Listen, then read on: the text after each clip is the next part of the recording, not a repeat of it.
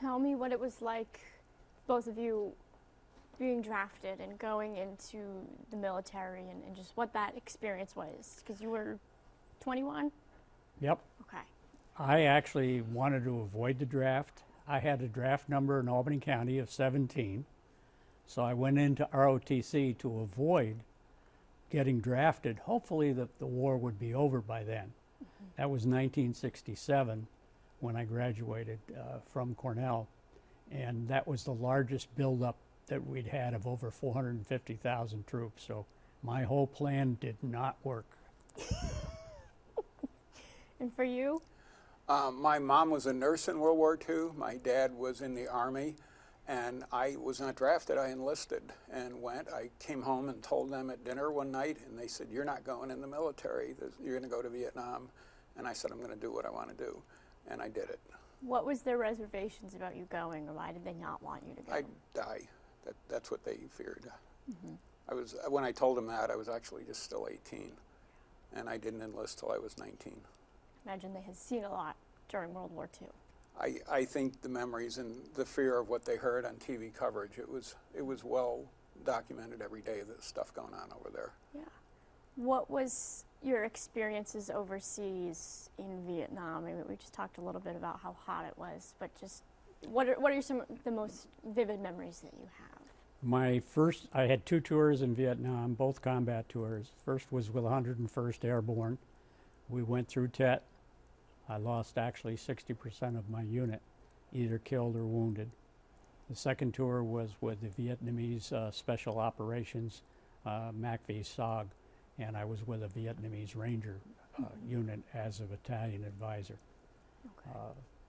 And I went through some interesting individual situations that were different, and you know, it caused me to grow up very, very, very fast from that standpoint. And I still go down and visit the wall to people that I had actually lost. I was down there 2 weeks ago to Washington to visit some of my troops that I did lose over there. What was that experience of losing people, and you know, they're your brothers? Very dramatic. The first time I went down to the wall, I never got out of the hotel. I was too frightened to get out of the hotel. It took me 9 times to go down there by myself, and this last time, 2 weeks ago, I went down there with my wife, and we went through the wall and visited at least 7 of my former comrades. What was that experience or feeling of being there? I mean, I've been there, and it's very powerful, that wall. It's extremely powerful, especially when you've lost people that you know. Many of the names I didn't remember, but at the same time I had the Park Service, a friend of mine from Pittsburgh, helped me find the people on the wall and take carvings of the walls, or etching, excuse me, not carvings. What was your experience? It's funny, you're never really prepared for any of it, not the training, not the education. And I was injured, it was in infantry school to be a mortarman. I got injured, put in the hospital, and in 2 weeks they gave me a new MOS, new job to do. And then I went over to Vietnam. We landed in Saigon and flew up to Da Nang, and this is how really clueless we were. The bomb bays were open in the plane.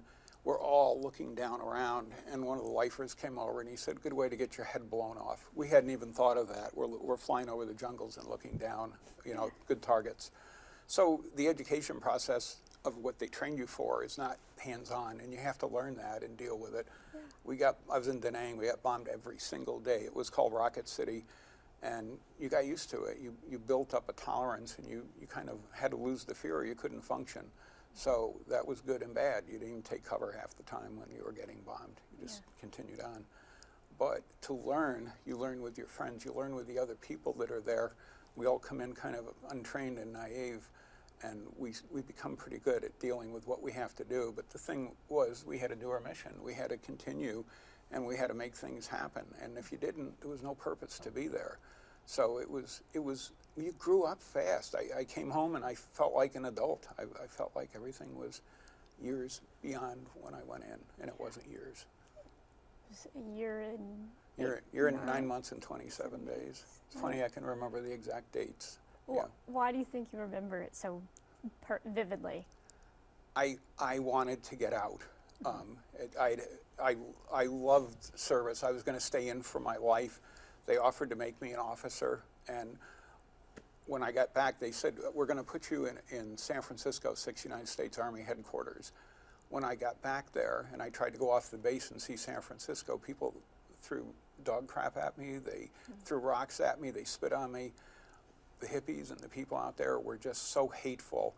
I couldn't tolerate it. And then the war was ending and they wanted to get rid of us, and they said, you can go in the reserves for a year. And I said, I'll go back to New York, I'll come back to Albany. And then I did that, and I got in there, and I found out the reservists there were hostile toward me too, because many of them didn't want to go to Vietnam, so they joined. Then the war ended, and they were stuck there. And the first sergeant said, I have to deal with these people, and I'm sorry they're treating you like that. Yeah. What was it like?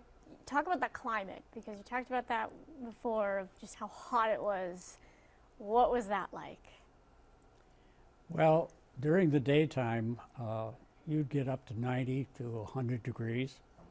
And then at 4:14 every afternoon, in came the monsoon, and it would drop 30 degrees. I caught pneumonia 4 times while I was over there because of the sudden drop of climate. And it was that way both tours, or a total of 29 months that I was over there. I was over there 2.5 tours.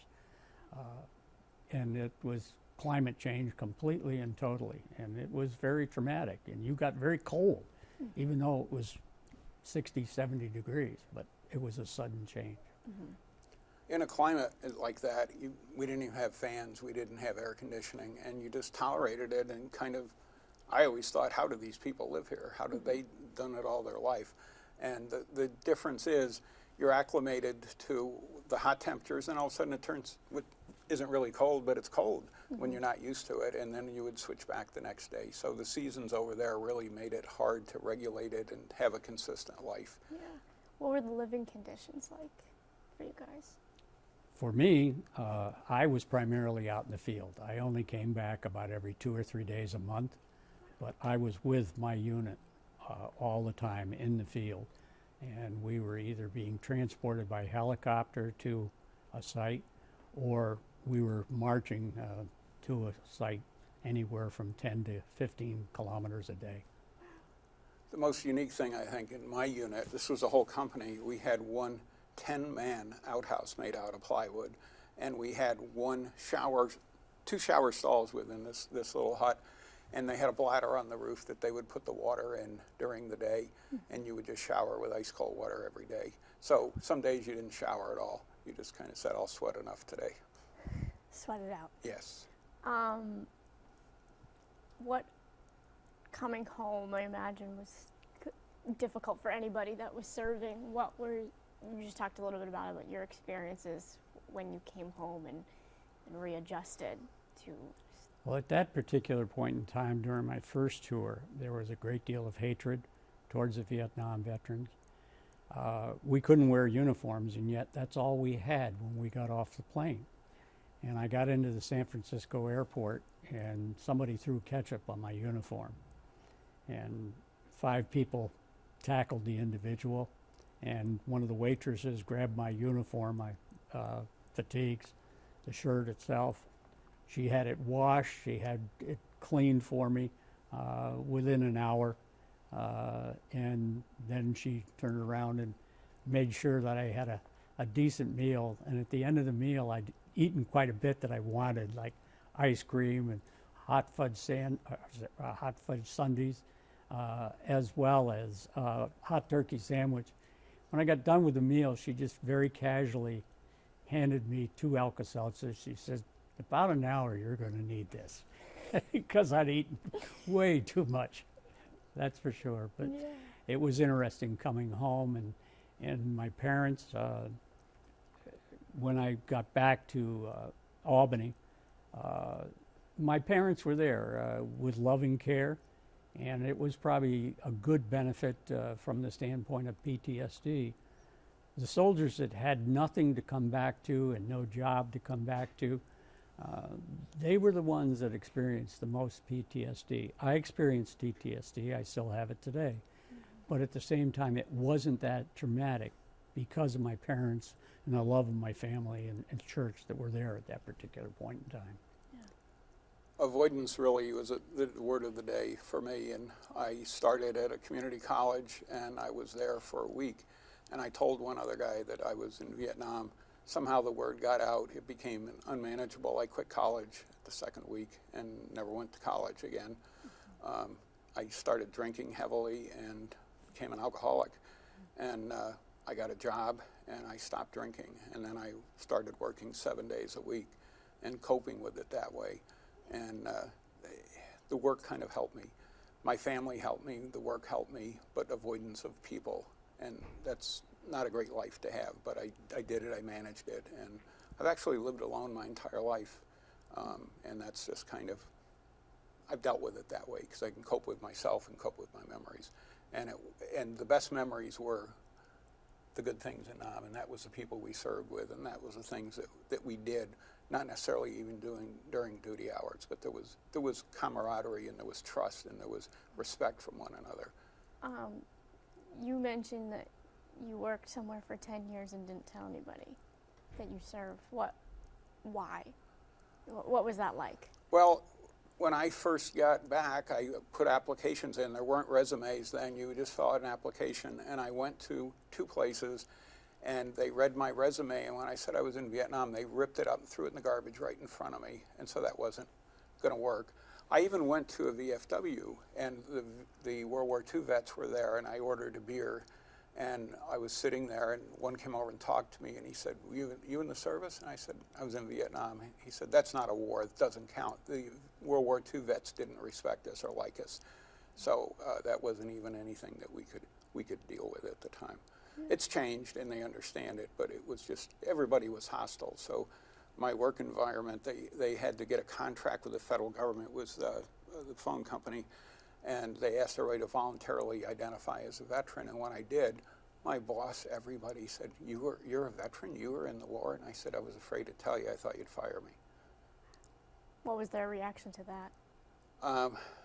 They promoted me to vice president. So I think they wanted me to stay.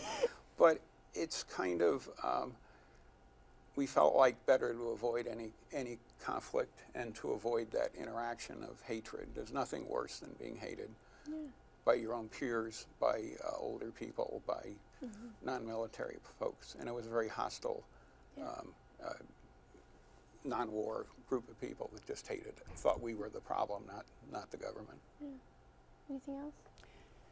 My experience was a little bit different than his. I had a job coming back because I had worked for the bank before, but like his experience, I had a lot of hatred in the employer, and I decided to go back into the military to join the National Guard, and I did, and went on to school. And then when I came back, there happened to be an ad in the paper by Texaco in the oil industry. And my uncle had been a Texaco dealer, whatnot, and I said, well, I'll try out for it.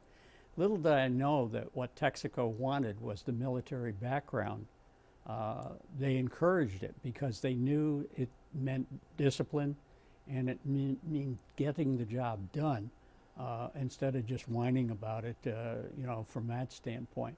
And I stayed in the oil industry for almost 47 years and became a petroleum sales engineer, eventually national salesman in 13 states. And I enjoyed it. And Texaco and the other oil companies that I worked for did encourage that because of the discipline in the Army. Yeah. Anything else you want to touch on about the experiences or? I did go back 16 years ago, Yes. back to Vietnam, retraced my steps where I was, went to various places that I never thought I'd ever experience in my lifetime. We dedicated a compassion house for a Vietnamese widow who'd lost 4 sons to Agent Orange. I was in an area that was very heavily involved in Agent Orange. And in our travels, we got to meet an interpreter. And when we started talking, and we were almost 300 miles away from where we had worked, I found out he was my interpreter for Charlie Company, the 501st Geronimos. And we talked for almost 3 hours because we had constant monitors with us, so we wouldn't say anything against the North Vietnamese government. But I offered to bring him back to the United States, and he said, no, this is my country, I have to stay here. And we still stay in contact after 16 years. We write Christmas cards to each other, etc. And it was a good experience. And then I taught at adjunct high school professor, as you might say, in 16 different high schools, and taught the Vietnamese War. I had a PowerPoint that I did. Yeah. And it was interesting because the generation that was in high school at that particular point in time, and this of course was after nearly 34 years, didn't know anything about Vietnam. It wasn't on the Regents, it wasn't taught, etc. But they were fascinated when, you know, I'd come to the various high schools that I came to. Myself and another Vietnam veteran did that. And we enjoyed it, you know, from that standpoint. What was it like going back to visit some of those areas? Very surreal, very healing. We went to areas, I actually found where one of the widows that was with us on this tour, because there were 27 of us and there were about 7 women or 8 women on it.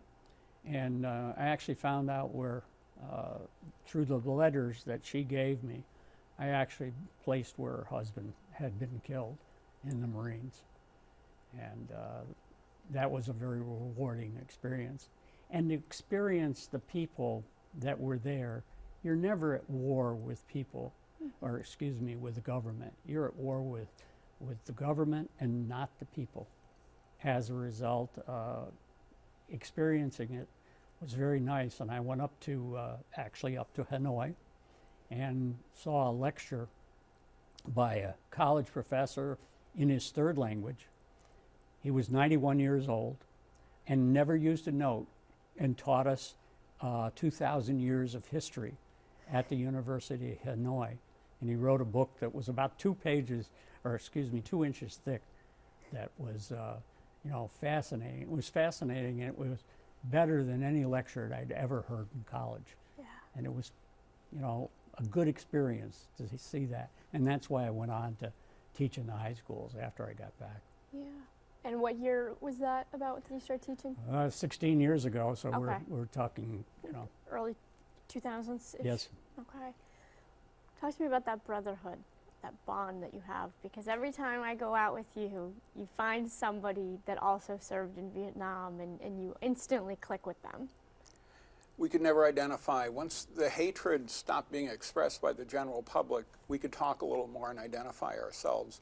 And that really was wonderful, because all of a sudden I can feel good and I can respect what I did and not feel like I did something terrible. That's how they made us feel, that we were awful for doing that. Yeah. And now I find those people. I volunteer with the VA to help get those people to use all their benefits to get help and to do that. I also volunteer with DOD, and I do that to connect with all the military, because it's so good for me to have that personal interaction and to seem to have that many friends, where I never had any friends for years because of the military. Yeah. Once I got out. So it's reliving the good parts again, and that's just great at our age. Yeah. Similar to what Emil did, I teach a lot at veterans groups. I speak. I'm also, at this particular point in time, the commander of the VFW in Averill Park, New York. And I enjoy that, although I am stepping down after 3 years. We've got a younger generation moving on, which is good, that I'm being replaced by younger veterans. Yeah. That should be joining the VFW, because if there's 25 or 30% of the Vietnam veterans left, I'd be surprised. you know, and Korean veterans, it's even less. And World War II, less than 1%. So I enjoy reaching out to community organizations. Memorial Day, I'm going to give a speech at my own hometown. Then I've been invited to a nursing home to turn around and give a little speech on Vietnam to the nursing people, which I enjoy things like that. Yeah. But I can talk about it, but I didn't talk about it for almost 30 years. And I think one of the things that means a lot to both of us is to talk to the Afghanistan and the younger vets and to make sure they're okay and to kind of guide them a little bit with some advice. And that just makes me feel great. That makes me say, nobody hates you, we want to help you. And that's what we never got. I was going to say, do you feel like you're giving them guidance and support that you didn't have? And Exactly. why is that so important? I think that's so important so that they're sure they know that they did something good. I was this 20-year-old kid thinking I conquered everything and worked hard and took risks for the country's good, and nobody but me thought that, me and the other veterans. So this is different. They're respected, the Afghanistan vets and the people that recently were in. It's just getting them connected again, because they got out and they kind of disconnected with the military and everything. So we want to get them involved and make sure they're doing everything benefit-wise and everything in their life to make themselves good and to make their life good and their family's life good. And we talked about it a little bit, but you know, there's generations of veterans that have passed on. How many did you say are probably left from Vietnam? I would say 25 or 30%, if that. Yeah. And that's strictly a, you know, statistics that's coming out of the VA administration and whatnot. I don't think they really know the actual statistics, but there were a number of people that have passed due to age and also due to complications in Vietnam with Agent Orange, as well as diabetes, Parkinson's, are some of the common maladies that developed out of Vietnam from various chemicals that we used to destroy the jungle, and it also destroyed our health. Yeah. And all the illnesses aren't initially apparent. The burn pits from Afghanistan, I own a small business. The guy who runs it was in Afghanistan. He's had those operations, and he's now rated disabled. John is disabled, I'm disabled, and we weren't. 10 years ago, I had no disability, and then every year things would get worse. So it's just a progression, and we want the kids, Afghanistan, I call them kids, the kids to make sure that they're pursuing everything that they're eligible for and getting their life improved while they can. What do you think the importance of remembering, you know, your time served, the World War II in Korea, and just remembering that happened, and like you said, there were kids who never knew anything about it. It wasn't taught in history class. That's a part of history that should be taught, and it's a part of history that should be remembered because the sacrifice that was made by veterans in this country has kept our country free and away from totalitarian states. And you know, if I can in some way give back to my community, I'll try in any way I can. But you know, it's not being taught, and it should be taught. I think a generation of non-communication, it's all technology now, and there's very little personal interaction, and I'm not sure people even talk to their grandparents or older people to understand and to hear what happened. And I think that's just part of this transition to the new world of communications. I think it's really affected that, but I think it's excluding a lot of these memories. And I will say, for me, and I think John will say the same thing, our lives wouldn't have been as great as they were if we had not been in the military. We wouldn't have been able to perform as we did. We'd never been able to excel at things that we did. And I think I give that a lot of credit. I just wish people accepted us better.